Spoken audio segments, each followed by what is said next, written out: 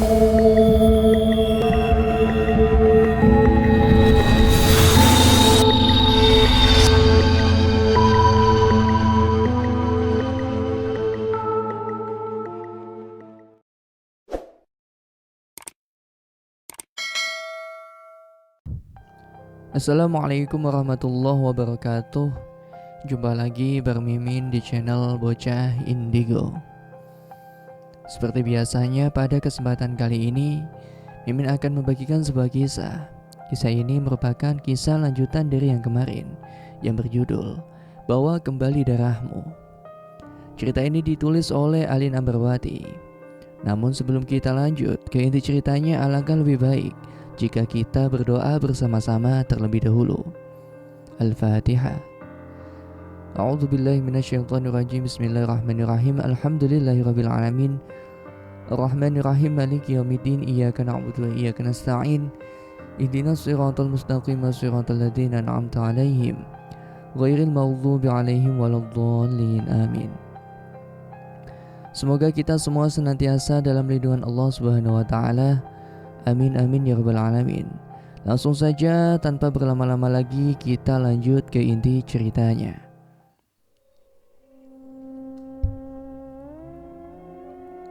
Setelah berusaha payah mencari jalan yang benar, akhirnya kami pun berhasil menemukannya dan berhasil kembali ke jalan semula. Kita harus lebih hati-hati, ucap Rudi. Ternyata bukan hanya Rani saja yang sedang dalam bahaya, tapi kita semua, ucapku. Karena kita sedang di gunung, kita tidak bisa bersikap seenaknya, ucap Rudi. Lebih baik kita fokus telusuri jalan pendakian yang biasanya. Semisal Rani sudah melewati jalur yang kita lewati, tentukan kita bisa menemukan jejak tertinggal dari Rani atau semacamnya, sama halnya sapu tangan yang kita temukan di posko sebelumnya, ucap Sena. Omongan Sena ada benarnya juga. Kita tidak bisa lagi semena-mena dengan jalur pendakian yang kita pijaki, sebab semuanya masih menjadi misteri. Kami pun terus melanjutkan pendakian ini. Kalau capek bilang ya, nanti kita bisa rehat sebentar, ucap Rudi. Iya Rud, ucap kami semua. Selama perjalanan ini kami tidak menemukan satupun petunjuk tentang keberadaan Rani. Aku berharap dia tidak salah langkah dan bisa sampai lebih dulu di Ranu Kampolo. Sebab selama pendakian ini kami belum bertemu dengan pendaki-pendaki lain, sehingga kami pun sedikit khawatir karena Rani pergi seorang diri. Kami sendiri pun merasa aneh, sebab biasanya Semeru tidak pernah sepi. Namun mengapa kali ini di sepanjang jalur pendakian sangatlah sepi? Apa mungkin para pendaki lain sudah sampai ke puncak karena sebentar lagi fajar tiba? Atau memang mereka semua masih berada di bawah kami? Kondisi Semeru yang sepi saat itu membuat kami parno dan mulai terlintas pikiran-pikiran buruk yang tidak sepantasnya terlintas di pikiran kami. Namun karena suasana pendakian yang begitu sepi dan mencekam, pikiran buruk pun tidak mampu untuk kami hindarkan. Ahmad pun meminta waktu untuk beristirahat lebih dulu. Ia merasa sangat lelah karena kami terus berjalan tanpa henti mencari keberadaan Rani. Rehat dulu yuk, sebentar, ucap Ahmad. Kami semua pun mengiyakan permintaan Ahmad untuk beristirahat. Kami pun duduk di atas tanah tanpa satupun alas. Kami mulai membuat kopi untuk menghangatkan tubuh dan makan snack yang kami bawa. Sembari menyantap makanan dan meminum kopi hangat yang sudah dihidangkan, kami pun mulai berbincang-bincang tentang pendakian ini dan juga tentang Rani. Rasanya pendakian ini sangat berat bagiku, ucapku. Sabar nak. Aku yang sebelumnya pernah naik Semeru aja merasa bahwa pendakian kali ini sangatlah berbeda, jauh lebih berat. Apalagi kamu yang sebelumnya belum pernah naik. Pasti banyak hal yang membuat kamu kaget, ucap Rudi. Banyak banget kejanggalan dan polemik yang terjadi. Mungkin memang dari awal kita sudah melakukan kesalahan, ucap Sena. Andai saja sejak awal Rani mau berkata jujur, mungkin hal berat yang kita semua alami ini gak akan terjadi dan bisa kita antisipasi, ucap Ahmad. Nyatanya keinginan yang begitu besar terkadang membuat orang luput akan banyak hal, ucapku. Kalau nanti Rani gak ketemu gimana? Ucap Ahmad. Rani sudah besar. Dia pasti bisa mencari jalan keluar sendiri. Atau dia bisa bertanya ke pendaki yang lain. Sebab menghilangnya Rani karena keinginannya sendiri untuk berjalan sendirian, bukan karena makhluk gaib atau hal lainnya, ucap Sena. Tapi kita harus tetap optimis kalau Rani masih bisa kita temukan, ucapku. Kalau itu sih sudah pasti nak, ucap Rudy. Andai kamu tahu Ran, bahwa kami di sini sangat peduli dengan keselamatan kamu, lebih dari rasa peduli kamu terhadap diri kamu sendiri, ucapku dalam hati. Setelah selesai berbincang dan beristirahat, kami pun kemudian memilih untuk melanjutkan pendakian menuju posko 4 sembari tetap mencari keberadaan Rani yang sampai saat ini kami sendiri pun tidak tahu di mana posisinya. Kami pun akhirnya sampai di posko 4, namun kami sama sekali tidak menemukan Rani di sana. Bahkan jejak yang tertinggal pun tidak ada. Di pos 4 kami bertemu dengan beberapa pendaki yang saat itu sedang beristirahat. Kami pun berinisiatif untuk menanyakan keberadaan Rani pada mereka. Saat itu Fajar sudah mulai menyapa perlahan demi perlahan. Permisi mas, apa kalian sempat melihat perempuan berjaket merah, cantik, tingginya sekitar 160 cm lewat di pos ini? Tanya Rudy. Oh, kebetulan kami belum lihat siapa-siapa di pos ini mas, ucap para pendaki itu. Coba ingat-ingat lagi mas, mungkin saat kalian masih di perjalanan sempat melihatnya. Kebetulan teman kami ada yang jalan lebih dulu dan saat ini kami sedang mencarinya, namanya Rani, ucap Rudy. Tapi kami benar-benar tidak melihat perempuan itu mas. Maaf sekali lagi, ucap para pendaki itu. Kami pun merasa sangat putus asa. Jika mereka tidak melihat Rani melintas di pos 4, itu artinya Rani masih berada di jalur pendakian sebelum posko 4, atau mungkin dia berjalan begitu cepat di depan para pendaki itu hingga mereka pun tak sempat melihat keberadaan Rani. Lalu apa yang harus kita lakukan nih? Tanyaku khawatir. Mungkin kita harus tuntaskan dulu sampai Ranu Kombolo. Aku yakin Rani akan berhenti lama di sana jika memang dia benar-benar berjalan tanpa istirahat, ucap Rudy. Kalau tidak ada di Ranu Kombolo gimana? Tanya aku. Mau gak mau sih kita harus cari bantuan, ucap Rudy. Bantuan siapa? Tanya aku. Bantuan Ranger Semeru lah. Mereka yang jauh lebih paham medan di Semeru dan tentu hal itu akan memudahkan pencarian, ucap Rudy. Kita tidak akan pulang tanpa Rani kan?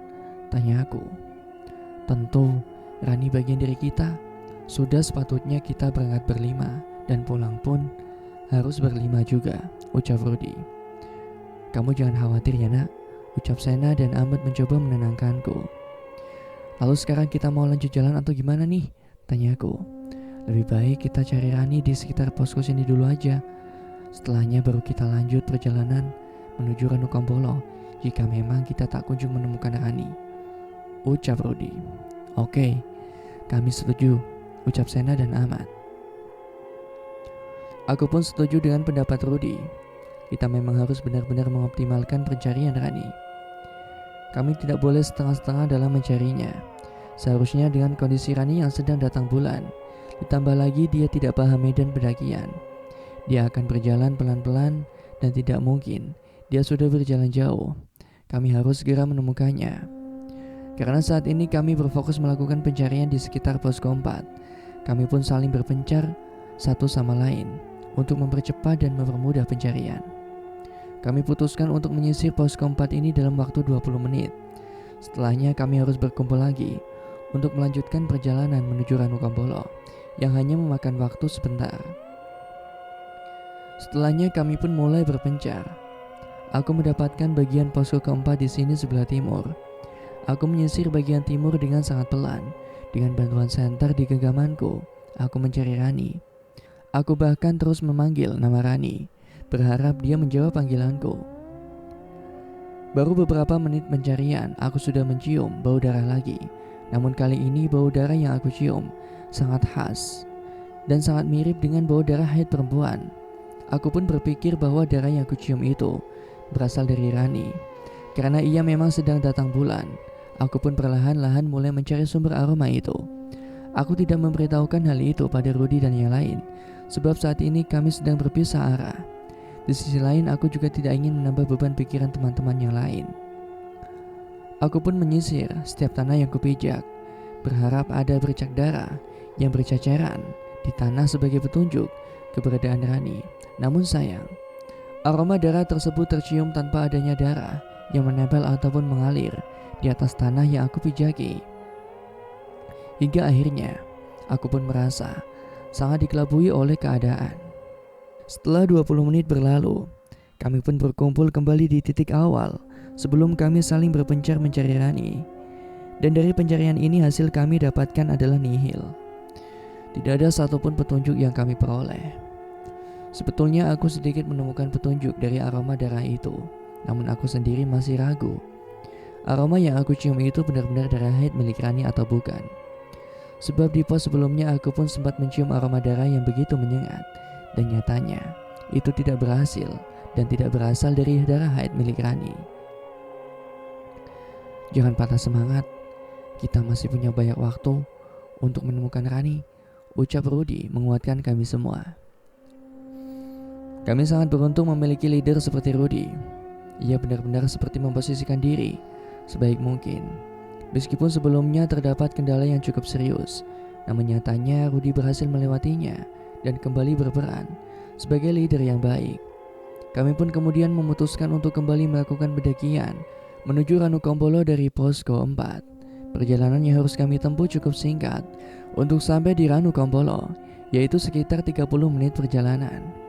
Jalur yang akan kami tempuh berupa jalan tanah yang landai dengan kanan kiri ditumbuhi ilalang. Rute jalur kemudian menurun dan seterusnya berupa jalan yang landai di pinggir danau.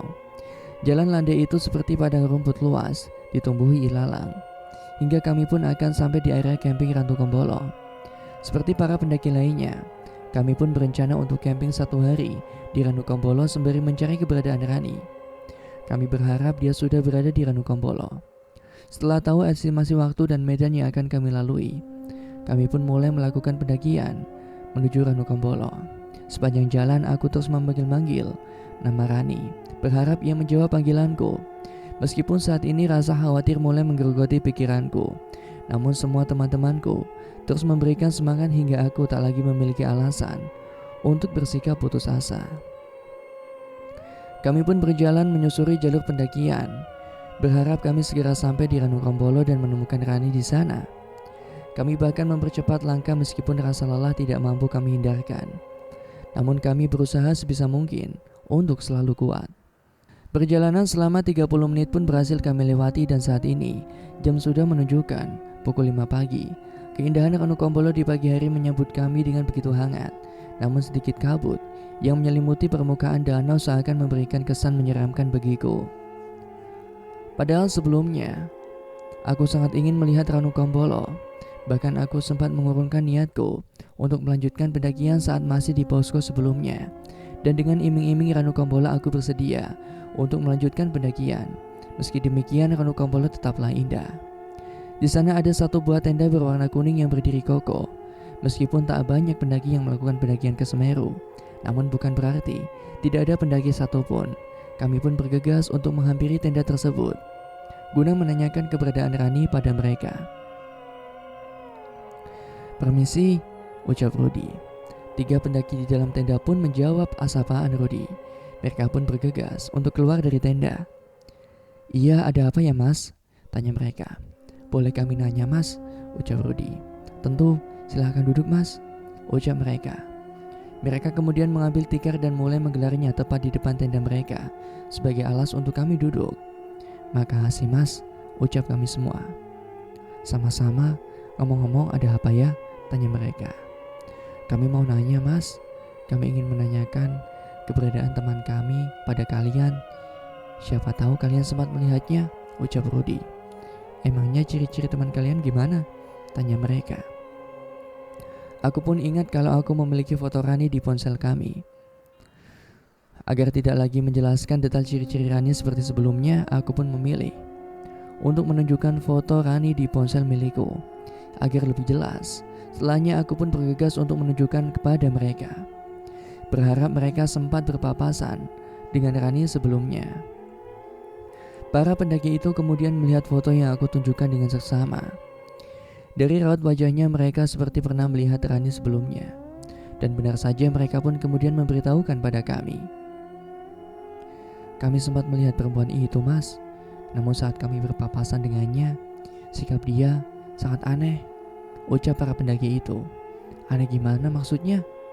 Tanya aku. Dia terlihat bingung dan khawatir. Entah apa yang sedang dipikirkan olehnya. Bahkan saat kami sapa pun, dia tidak menjawab apa-apa dan memilih untuk pergi, ucap pendaki itu. Dia sendirian kan, Mas? Tanya aku.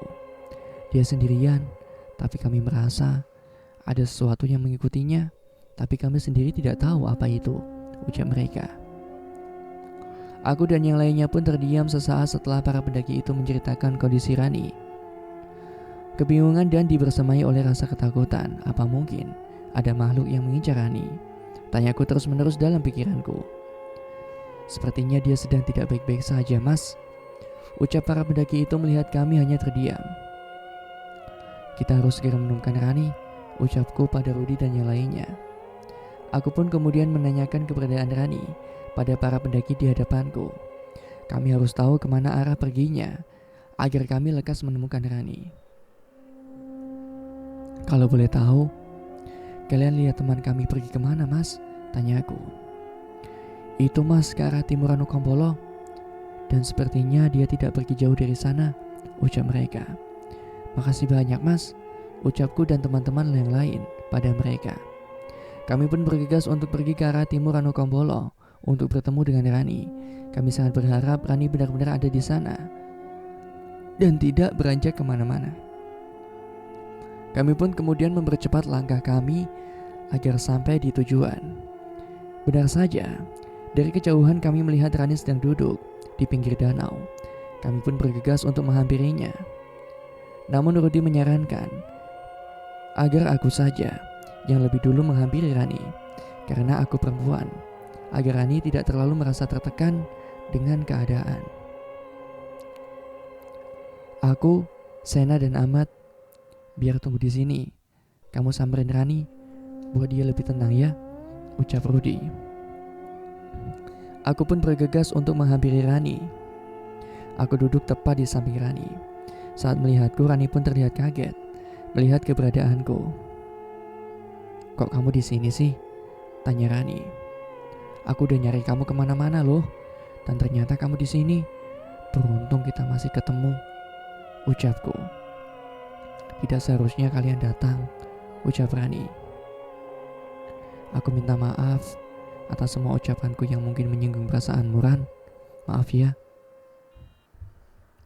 Aku pergi karena tidak ingin kalian turut mengalami hal buruk hanya karena keinginanku dan keadaanku, ucap Rani.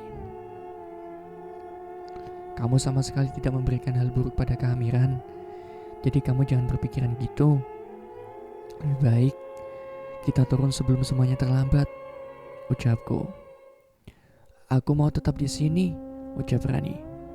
Apa kamu gak takut hal buruk terjadi sama seperti sosok perempuan arwah penasaran itu yang datang mendekat ke arah Rudi? Tanyaku. Aku dan arwah itu berbeda, nak. Dia jelas-jelas melakukan hubungan seksual di gunung, sementara aku kan hanya datang bulan, tidak lebih, ucap Rani mulai kesal. Iya, aku tahu, Ran, tapi kan gak ada salahnya kan kalau kita mencegah hal buruk terjadi, ucapku. Rani pun tetap kekeh dengan pendiriannya yang tidak ingin turun. Ia tetap ingin melanjutkan pendakian hingga ke puncak. Rani memang sosok yang keras kepala. Jika ia punya keinginan, maka keinginan itu harus bisa mungkin dipenuhinya. Terlebih lagi puncak Semeru sudah menjadi impiannya dari lama, sehingga tidak mudah membuatnya goyah. Terlebih lagi, dia belum mengalami hal yang sangat buruk di pendakian ini, yang membuatnya mau tidak mau harus berhenti melanjutkan perjalanan. Sepertinya Rudi dan yang lainnya mendengar perdebatan antara aku dan juga Rani. Mereka kemudian datang mendekat ke arah kami. Sepertinya Rudi merencanakan sesuatu sebagai jalan terbaik untuk Rani dan pendakian ini. Sudah, daripada kalian debat, lebih baik kita istirahat dan bangun tenda di sini. Kita ngecamp di Ranupang sampai besok pagi. Baru setelahnya kita bisa putuskan mau lanjut naik atau tidak. Gimana? Ucap Rudi. Aku setuju dengan pendapat Rudi. Lebih baik kita nikmati dulu aja keindahan Ranupang. Kamu juga harus menikmatinya, Ran, supaya pikiran kamu kembali segar dan tidak ada lagi rasa khawatir dalam diri kamu, ucapku. Aku ikut kalian aja, ucap Rani lemas. Kami pun kemudian mencari tempat yang cocok untuk mendirikan tenda. Setelahnya kami pun memilih untuk beristirahat sebentar dengan melepaskan semua perlengkapan yang ada di pundak kami, agar tenaga kami kembali pulih.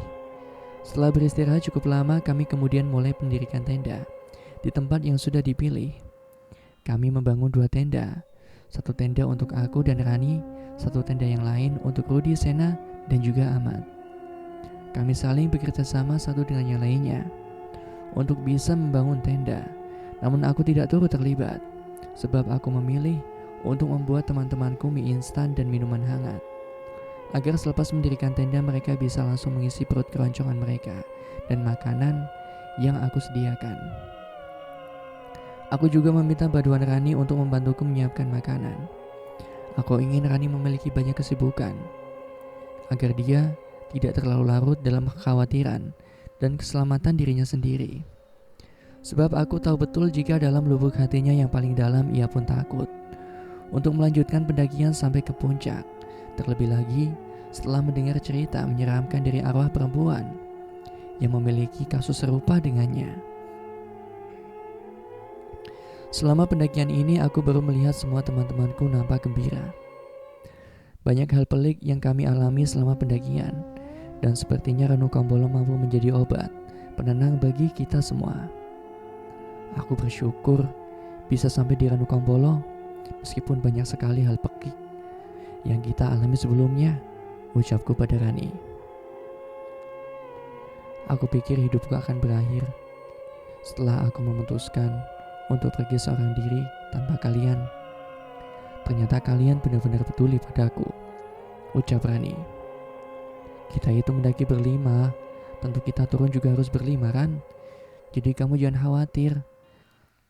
Meskipun ada sedikit rasa kecewa aku terhadap Muran, karena sejak awal kamu membohongi kami dengan kondisi kamu, namun aku anggap itu sebagai angin lalu, ucapku. Rani pun tersenyum padaku. Aku berharap setelah ini dia mampu melupakan keinginannya untuk sampai ke puncak Semeru. Sama halnya dengan keinginanku yang sudah aku kuburkan karena kondisi Rani yang memang tidak memungkinkan. Setelah beberapa waktu membangun tenda, akhirnya 2 tenda yang dibangun oleh Rudi dan teman-teman pun berhasil berdiri dengan kokoh. Saat ini hari sudah begitu cerah, waktu yang sangat tepat untuk menikmati keindahan Ranupang. Ranupang banyak menyimpan misteri loh, ucap Sena. Misteri apa lagi sih? Kamu gak usah bikin kami semua takut, baru juga merasa senang sesaat. Banyak hal mistis di Ranupang, meskipun indah, tapi kita tetap harus waspada, ucap Sena. Perihal waspada, aku pun sudah melakukannya sejak awal, ucapku. Sepertinya teman-teman yang lain tidak begitu mengindahkan ucapan Sena tentang misteri Ranupang. Mungkin mereka memang sudah lelah dengan hal buruk yang mereka alami selama pendakian. Daripada ngomongin misteri, lebih baik kita makan aja lah, ucapku. Ayo, ucap Rudi. Kami pun kemudian bersiap untuk menikmati santapan yang sudah aku dan Rani sediakan. Semua teman-temanku menyantapnya dengan begitu lahap seperti belum makan 1 minggu. Dan dalam waktu singkat, mie instan yang dihidangkan pun habis dimakan. Kami benar-benar menikmati setiap momen di Ranupang. Waktu pun berjalan dengan begitu cepat, hingga waktu awan pun bergegas untuk bergantian dengan petang. Perlahan lembayung senja mulai melukiskan sinar indahnya di hamparan langit yang begitu luas. Sementara kami sebagai manusia hanya mampu menikmati keindahan dengan secangkir kopi panas yang kami ganggang. Kondisi sudah mulai membaik. Rani pun sudah mulai menepiskan egonya dan mulai bisa membaur dengan kami semua. Aku pun merasa sangat lega karena hubungan antara kami berlima kembali mereda. Setelahnya, Sena pun membuka suara tentang pendakian ke puncak Mahameru atau puncak Semeru. Apakah akan dituntaskan atau tidak? Jadi ke puncak Mahameru atau cukup di Ranukumbolo nih? Tanya Sena. Kalau aku sih sudah sangat puas di Ranukumbolo, dan perihal puncak, aku sudah tidak lagi memimpikannya untuk menggapainya, ucapku. Aku merasa lelah dengan impian semua yang terlanjur ditulis olehku dan juga Rani. Sebab hal itu justru membuat Rani bersikap di luar kendali dan terus-menerus melakukan hal bahaya yang bertentangan dengan kondisi dirinya sendiri. Kalau yang lain gimana? Tanya Sena lagi. Karena aku sudah mengalami hal buruk saat di posko sebelumnya. Rasanya aku pun sama seperti Ana, ingin menyudahi pendakian dan cukup sampai di Ranukumbolo, ucap Rudi. Aku ikut kalian saja.